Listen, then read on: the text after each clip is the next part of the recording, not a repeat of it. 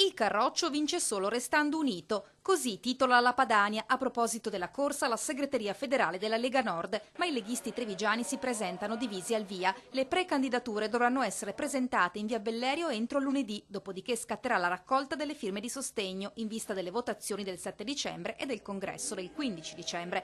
Al momento sono arrivate 3 richieste, quelle del fondatore Umberto Bossi, del leader romagnolo Gianluca Pini e dell'indipendentista Roberto Stefanazzi. Nelle prossime ore potrebbero però essere formalizzate anche le disponibilità di Flavio Tosi e Matteo Salvini, ed è proprio attorno agli attuali capi della Liga Veneta e della Lega Lombarda che si spacca il carroccio della Marca. C'è chi preferisce il sindaco. Conoscendo l'uomo, conoscendo le sue capacità e soprattutto se il suo obiettivo è quello di creare una unità all'interno del movimento della Lega, avrà il mio sostegno. E c'è chi invece vede meglio l'europarlamentare. Io seguo Salvini, l'ho detto in maniera anticipata qualche mese fa.